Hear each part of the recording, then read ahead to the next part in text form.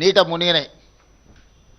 ఆ ఎన్నికల సందర్భంగా కేంద్ర మంత్రి బండి సంజయ్ గారు మీకు కారు పోతే కారు ఇస్తాం, ఆటో పోతే ఆటో ఇస్తాం, సైకిల్ మోటార్ పోతే సైకిల్ మోటార్ ఇస్తాం, మీ ఇళ్లల్లో మునిగిపోయిన వంట సామాగ్రితో సహా టీవీలు ఫ్రిడ్జులు కూడా అన్నీ మేము కేంద్రం నుంచి నరేంద్ర మోడీ గారిని అడిగి నిధులు తీసుకొచ్చి హైదరాబాదు నీట మునిగిన బాధితులను ఆదుకుంటాము అని చెప్పి బండి సంజయ్ గారు ప్రచారం చేసిండ్రు.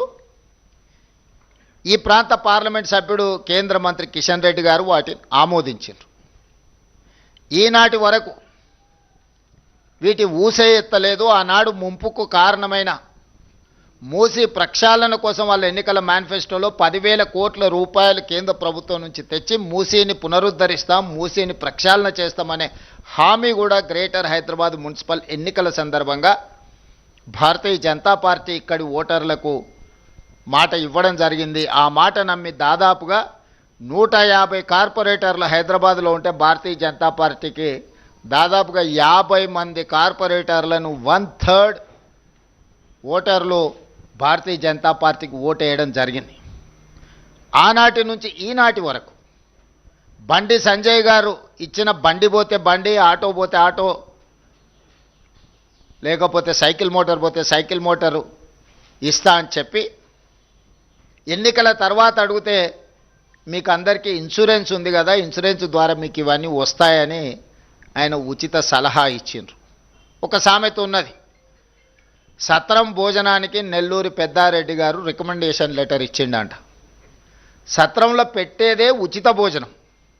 వాళ్ళు భోజనం పెట్టే సమయంలో ఎవరు వచ్చినా కూడా వాళ్ళకు ఉచితంగా పెడతారు. దానికి నెల్లూరు పెద్దారెడ్డి పెద్ద ఎత్తున రికమెండేషన్ లెటర్ రాసి దాన్ని మొత్తం ఫ్రేమ్ కట్టించి పంపించాల్సిన అవసరం లేదు.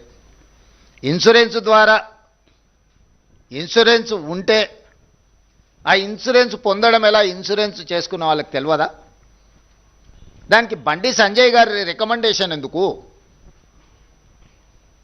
ఈనాడు కూడా కిషన్ రెడ్డి గారు, బండి సంజయ్ గారు, భారతీయ జనతా పార్టీ జాతీయ అధ్యక్షుడు, పక్క రాష్ట్ర ముఖ్యమంత్రి ఫడ్నవీస్ గారు, బీజేపీ అధ్యక్షుడు రామచంద్రరావు గారు 3 సార్లు ప్రధానమంత్రిగా 12 సంవత్సరాల నుంచి కేంద్రంలో అధికారంలో ఉన్న బీజేపీ ఈరోజు మున్సిపల్లో ఓటు వేస్తే కేంద్రం నుంచి నిధులు తెచ్చి మేము అభివృద్ధి చేస్తామని మాట ఇస్తున్నారు.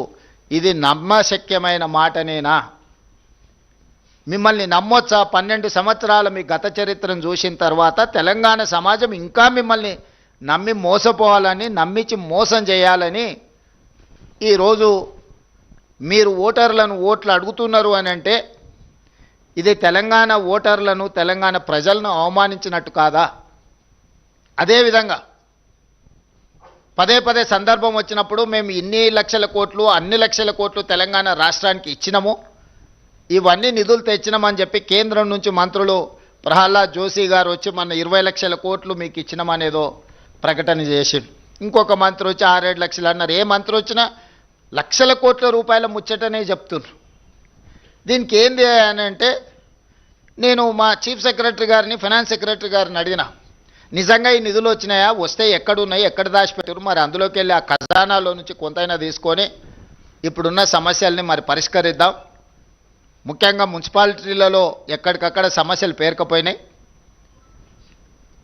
ఆ సమస్య